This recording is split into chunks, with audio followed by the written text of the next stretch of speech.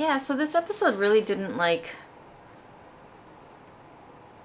the main plot of the episode. I don't really have much to talk about. The issues are pretty obvious, and the issues are, it's been going on since like the beginning of time. I'm sure cavemen had their own like unions and and and tribal, fights as well. So I'm not gonna hit on the obvious plot of the episode. However, there were like these small clips and these moments that I really liked and that resonated with me. So I'm gonna touch on those.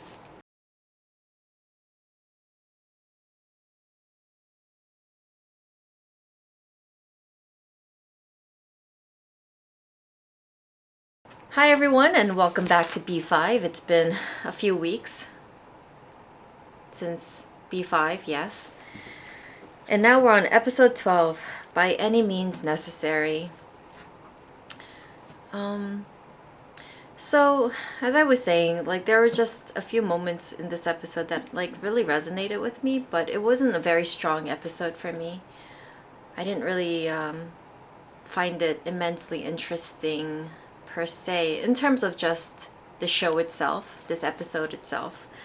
But there were clips in it that I do want to like talk about that I really liked.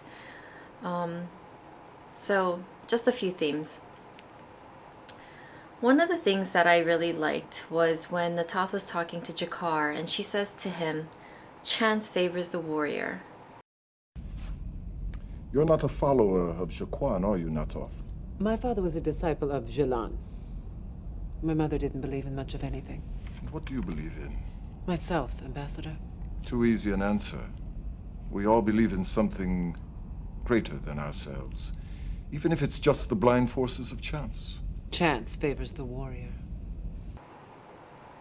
I've never heard that phrase before, and I thought about it, and basically, to me, what it says is for someone who's a fighter, for someone who continues to work on whatever it is they're working on, to progress in their life, the gods would favor them, that there would be a chance for them to have things come their way. And although it's very obvious and even instinctive, when you work towards something, there's no way you couldn't move forward and not make progress. It's when you become very stagnant that you don't make progress and you stay in one place and you sit there. I would know this because I've had moments in my life where I've taken a little too long of a time not doing anything and not moving forward, and whatever those reasons may be.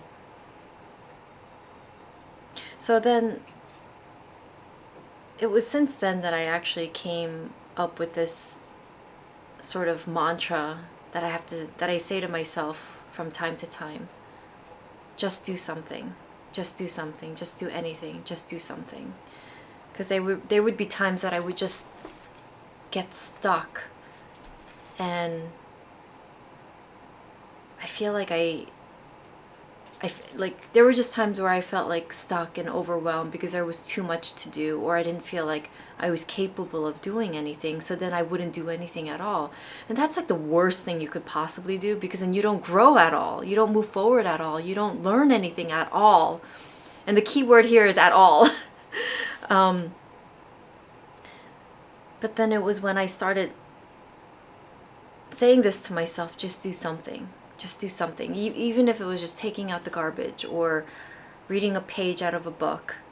Just do something. And those things added up over the course of time. And those things gave me more opportunities. So, chance favors a warrior. And the more you do and the more you fight, you have better opportunities that continue to come your way. So that was a nice line. And I like the fact that Natath said it, because I really do like her as a character. She's great. I really like Natath. And to piggyback off what Natath said, Naomi says, "There are no happily ever afters, just new battles." You know damn well you twisted the intent of that order, and you won't get away with it. I think Miss Conley said it best the other day. Stuff it. I underestimated you, Commander. I'm sorry. And thank you. Save it. We're both gonna catch 7 different kinds of hell over this down the road. My dad used to say there are no happily ever afters, just new battles.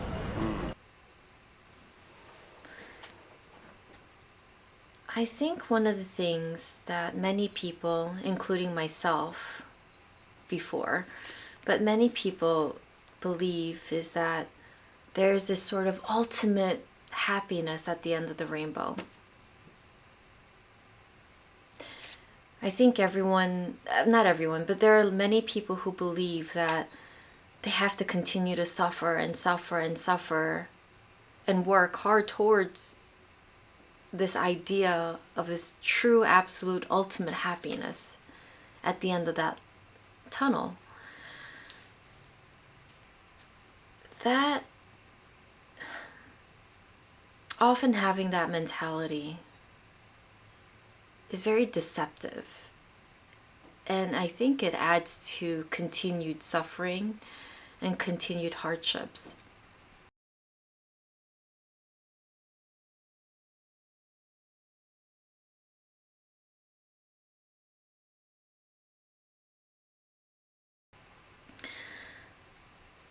There's no happily ever afters in the sense that we just keep working towards something that's going to be this absolute guarantee at the end. But it's about taking your journey and every element in your journey, the good, the bad, the hardship, the triumphs, the challenges, all of those things, and they become like the colors in your life. You end up having a palette of all these colors.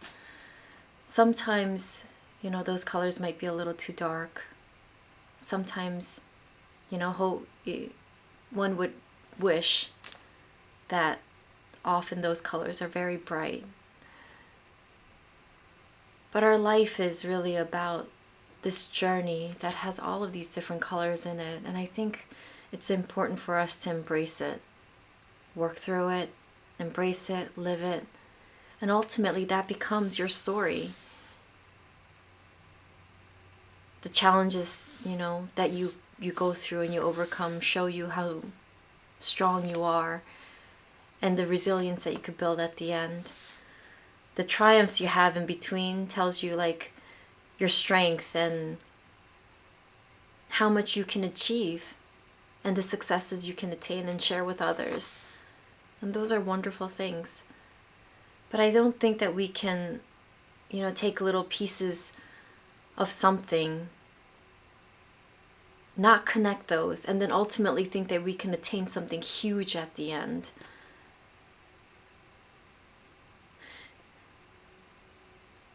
I too myself have thought that before.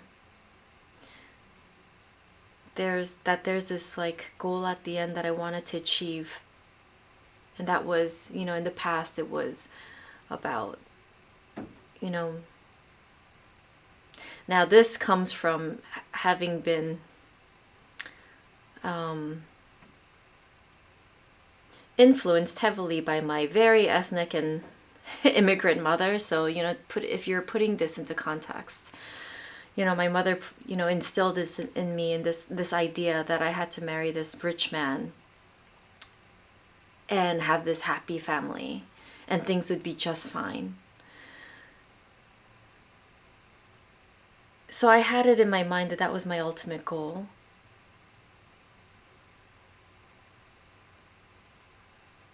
But it never happened. But also those were all factors that it's not even in my control. Like, how do I go out there and, a rich man who was like very caring and selfless, and what guarantees do I have that I would be able to like have children who are healthy? Or that there wouldn't have been any circumstances in my life that would have affected any kind of stability that my mom painted in this picture. So there was a time where I just really came to this realization that it was an ideal. It wasn't something that I really had this control to like strive for.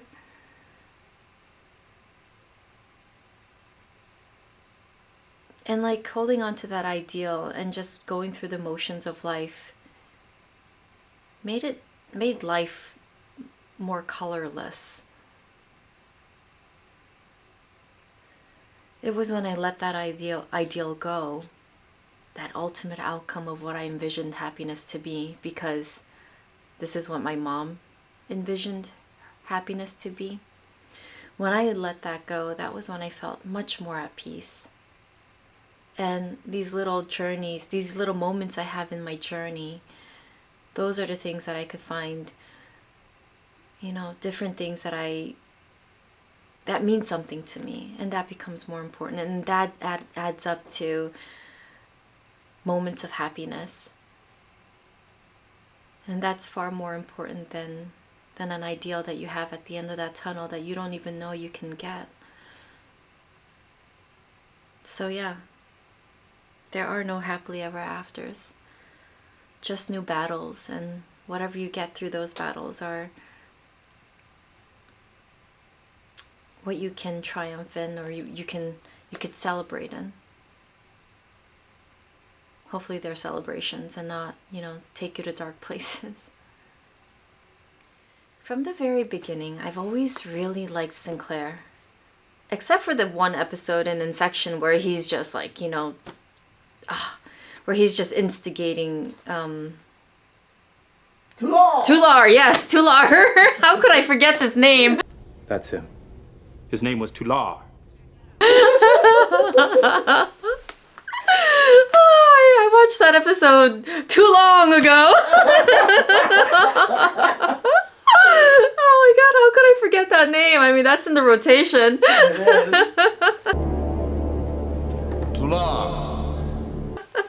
Tular. So, I mean, except for the episode where he was really like taunting Tular. I mean, that was the one episode where I wasn't really a huge favorite. I wasn't like a huge fan of Sinclair. But Sinclair always is... his character and like these moments where he shows like this really great side to him are moments that really resonate with me, and it lines up with the kind of person that I want to show to be, or that I could, or I also have been. I mean, despite the fact that he's gone through all these stresses, right? I mean, God, he didn't sleep for a couple of days. He was stressed out about the whole thing that happened on B5. But there's always this way of him being able to connect everything together and find a solution.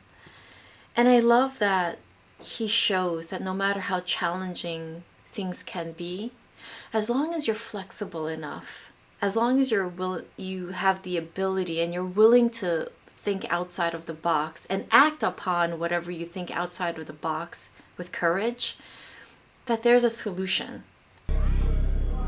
Under the Rush Act, the Senate has empowered me to end this strike.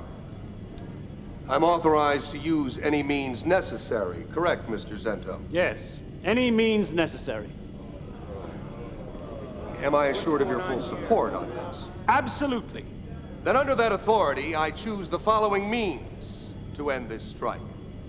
1, I am reallocating 1.3 million credits from Babylon 5's military budget to begin necessary upgrades of all dockside equipment and to start hiring additional workers. All right! 2, I am declaring a complete amnesty for any striking worker or guild representative who has committed no other crimes during this period. That's you, kid. You can't do this. You're right, I couldn't, until you convinced the Senate to invoke the Rush Act.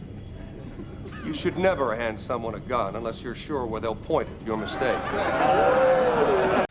It may not be completely ideal. It may not be as smooth of a journey to get there. But the thing is, though, that it's possible to get there.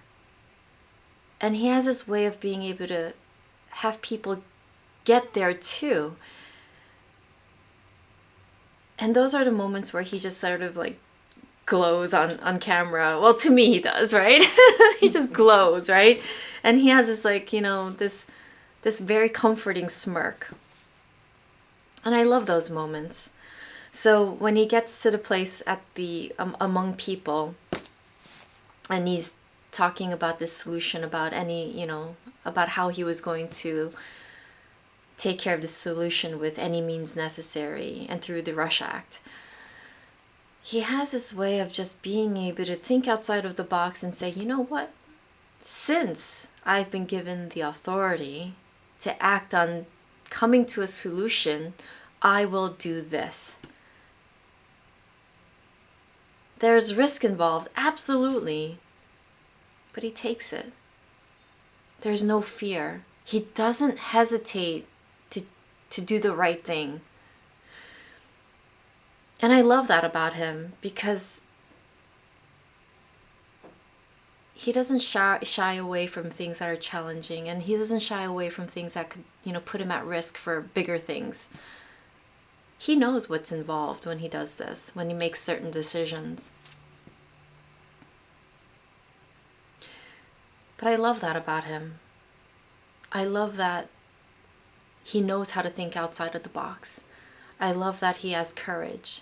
And I love that he's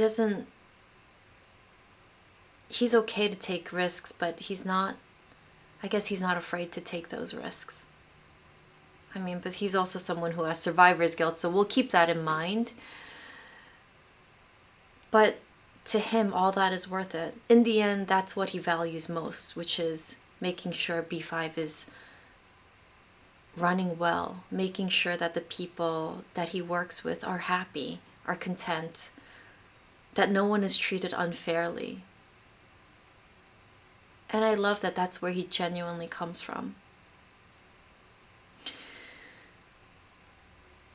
My absolute favorite moment in this episode is when he has this conversation with Jakar. Compensate Lando for it, full price. Why should I turn the statue over, assuming that I knew where it was, when it's already too late for the ceremony? Molari knows that. That's why he gave in so easily. This ritual is supposed to be performed in the sunlight that has touched the Shaquan Mountain on a particular day at a particular time, right? Yes. But as your people went into space, it wasn't always possible to be at the foot of that mountain and pray in that sunlight. Yes. If we can't be there, we must still make our prayers at the same moment as those on our planet. What you forgot to take into account is that sunlight also travels through space. Think about it. This station is 12.2 light years from Narn. That's just a little over 10 of your light years. The sunlight that touched Shaquan Mountain 10 of your years ago will reach this station in 12 hours. It's been on a long journey, but it's still the same sunlight. Good enough for you to conduct your ceremony. Wouldn't you agree? Yes. It might be. Commander, you are a far more spiritual man than I gave you credit for. There are a couple of Jesuit teachers I know who might disagree with you. And I love how Jakar was so flexible, and he was so open to listening to Sinclair as well. It's actually making me tear up, and I'm not really quite sure why. I think it's really because it's so touching. And moments that are touching, I feel, are, especially now, there are so few and far between among people. I mean, but this is my own personal experience. I don't really know what it's like for other people out there. In my own personal life, I just feel that moments are touching they really, it's not often. And when it does come my way, or when I do witness it, it's so warming, and it has like this physiological effect. I don't want to sound scientific or anything, but it has this very visceral effect on me, and yeah, it makes me it moves me.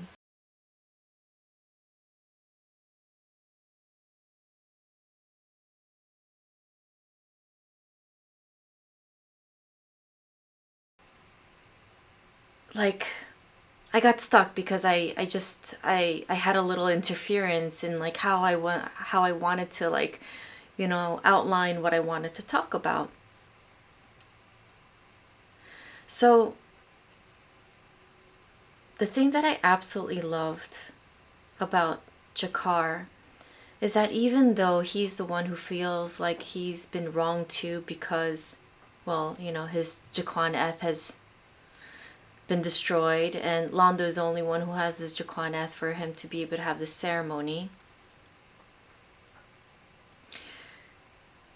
Instead of feeling so rigidly fixed on the emotion of this loss that he's experienced, and he's been wronged,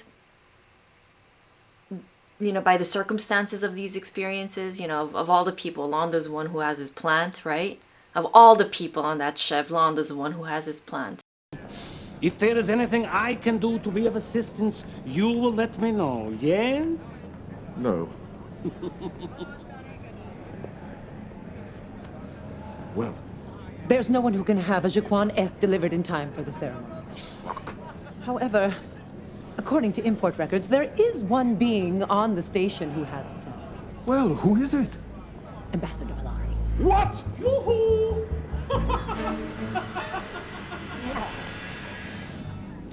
Why does the universe hate me?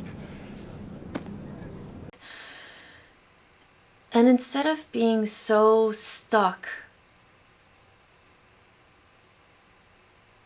and rigidly fixed on this emotion of loss, he's able to listen to Sinclair with reason and adapt to this new way of being able to adjust in order to have his needs met. And that certainly resonates with me, because for a long time, and even moments now, I have these moments of being really rigidly fixed.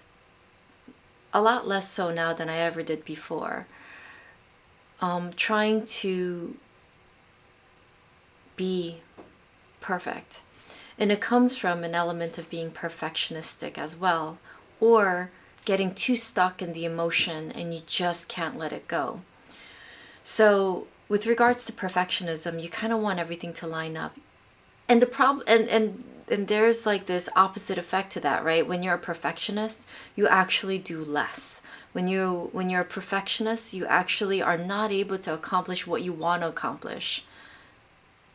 And certainly, and sometimes not on time. You get too fixed on one element of whatever it is that your perfectionistic mind sets on, and you can't move forward. And then the other part about like the emotion, when you get stuck in emotion, that also keeps you from having your needs met or moving forward, or being able to take opportunities that could come your way and not take them. So if Jakar was so fixed in his rigidity, and this resonates with the times I had been in my life, if he's decided that he was, well, it's too late, the ceremony, the opportunity is over, the sun has already come and gone, if he had that in his mind, then he would have held on to that. And there would have been this trickle effect where then, the people that he would have celebrated the ceremony with would not have had this experience either, and they would have seen him in whatever light that they saw him. But instead, because he took this opportunity and he was flexible, he was able to celebrate this ritual. He was able to, have this moment of solidarity with his other people and celebrate it together. And it wasn't a failure. Actually, it was a success. So as much as I really love the fact that Sinclair was able to offer this opportunity for him because he thought of it that way, I love even more that G'Kar was willing to like take that in and listen. He wasn't willing to stay stuck. He was willing to adapt. He was willing to adjust. And he was willing to do what it took to be able to have this positive moment in his life.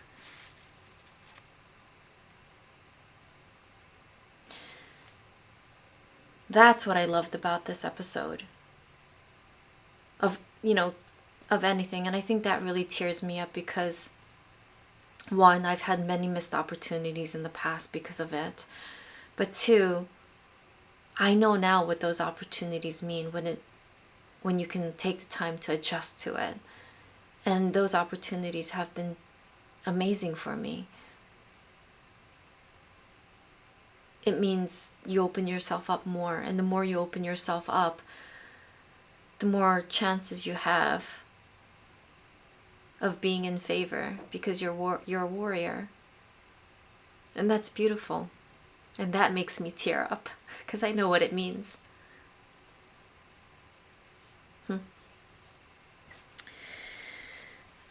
Okay. The last thing I want to talk about is, oh my god, I don't know this guy's name. I always forget his name. Hideyoshi. Senator Hidoshi. Hideki. Senator Hidoshi. Hiyoshi. Senator Hidoshi. Yoshi's brother. I always forget his name. Yoshi's brother. Yeah. I think it's Hidoshi. Yoshi's brother, Yoshi. Senator Hidoshi. Yeah, I don't know. I'm pretty sure it's Hidoshi. It's not Hideki? Senator Hidoshi. No, that's the guy who did Eva. Oh my god. Okay, now this is gonna get confusing, and he's the only one. He's like the only one, you know, Asian dude in B5. Right? And he's like the senator. Okay, the senator dude. Senator Hidoshi. Hidoshi. Okay, so Yoshi's brother Hidoshi. Yoshi's brother Hidoshi. Okay, we'll go with that. So the last thing that, you know, I want to talk about is basically what Hidoshi says to Sinclair. I've been expecting your call. Remind me never to play poker with you. St. Clair, you are a hell of a gambler. This time you won. The Senate has decided to let your decision on the strike stand without comment. I'm glad they see it my way. They do not. But public opinion is on your side. See. Commander, I admire what you've done there. My great-grandfather worked the new Kobe space docks until the day he died. I will admit, the discomfort you've given some of my colleagues pleases me. This is why I'm telling you this. Orin Zento has powerful friends. By embarrassing him, you embarrass them. Today, you have made new enemies. If I were you, Commander, I would watch things very carefully. When you decide sometimes that you have to do the right thing, or you decide to do the right thing, sometimes, you know, yeah, you have to do the right thing, but not many people decide to do the right thing. But when you decide to do the right thing, or what you think is right, or what you think has value or a meaning, that means that has meaning to others as well. I think you often put yourself in the position of being very vulnerable, because not everyone will agree with you, and not everyone will take that stance. There's always going to be some opposition. And I think it takes a lot of courage and bravery to stand up to that. It does, because who wants to not be favored? Who wants not to be liked? But it happens often, though. There have been so many circumstances where I know that I had to stand up for something. And because I stood up for something, I wasn't liked. Even in my work situation at work, there are some things I stand up for and I say things about it. And because other people would disagree, those are the people who would then have animosity towards me.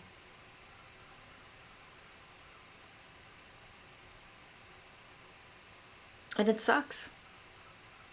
But essentially though, you know, when you stand up to do the right thing, at least you know that your conscience is clear of any guilt, because then you wouldn't be adding to any wrongdoing. It's hard, but often it's necessary. And these are the times where you just have to make sure that you have the support around you to make sure that you don't, you know, fall into a negative place and you still stay positive no matter what. So, to all the warriors out there, fight on.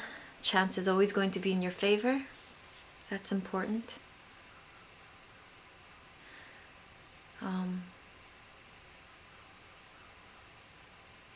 And just keep growing. In all honesty, there are these moments that I'm finding in every episode of B5. And now, more so now, probably because I'm getting a little bit better at like doing this process and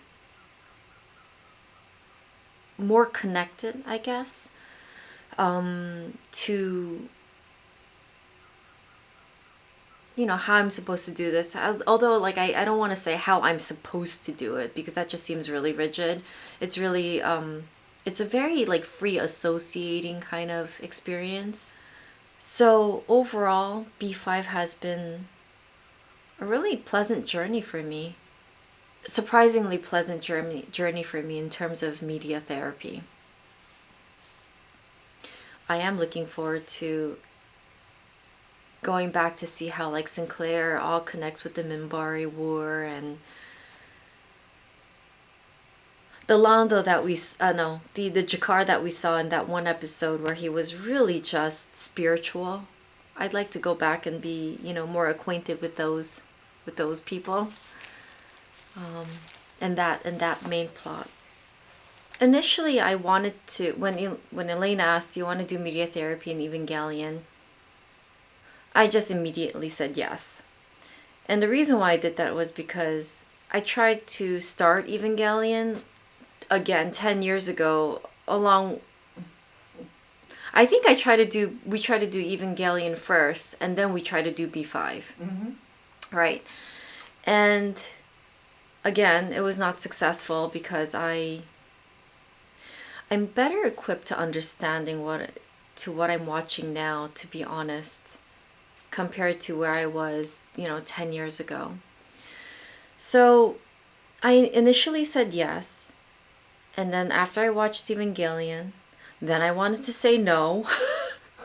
And I sat on that for a very long time because I just felt like, well, then when would I get around to like ever even like completing B5, because we're only filming one episode a week and 3 times a month. And I thought I wanted to just sort of, after watching Evangelion, I had this like cold feet and I wanted to just only stick to B5. But after recording Evangelion last week, all my reticence, Good word, and reluctance and doubt vanished. Although I found Evangelion so much harder to actually process,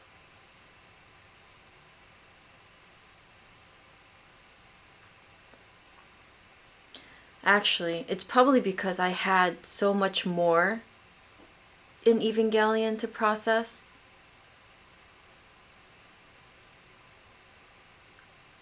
And the themes that were in Evangelion resonated so much differently than what Babylon 5 is exposing me to. I had so much more that there was so much more that it pulled from me. And one of the concerns I had prior was, oh, you know, well, okay, if I'm doing like 2 types of media, well, am I going to run out of things to say? Perhaps. But because they hit on so many different other kinds of themes, I don't know, you know, I would imagine that there would be some overlap sometimes, but it pulled for different things. So I ended up talking about different things that probably in Evangelion that I don't think that I would ever even mention in B5. I know that I haven't mentioned in B5 yet. So I think that these 2 very different mediums have different places in terms of what it will pull from you, what kinds of experiences you would have, the transferential reactions you would have, the projections, the displacement, you know, all of these fancy things, but all of these emotional things that would resonate with you, I think would come out in different ways. So I'm glad I stuck with it and didn't tell Elaine to completely take down the very new website that she made and put her blood, sweat, and tears into. Because what I got out of Evangelion it was quite something. I actually didn't think that I would be able to speak with that level of flow either. I just went, and things just naturally connected as I just spoke. So I'm glad I'm doing both of them. It'll just take a little longer to finish, or, you know, make progress on each one, but it's okay because now I've decided to be a bit more flexible. I'm seeing things a bit more flexibly here, where it's not so much about the completion of, you know, the season of Babylon 5 or getting to the end, you know, like getting to the end and trying to look for your happiness. It's about taking each episode and seeing what resonates with me and what I get out of it. And each episode has these really nice, poignant messages that I get to reflect on. So it's the journey, not the end. Bye, guys. Thank you for watching.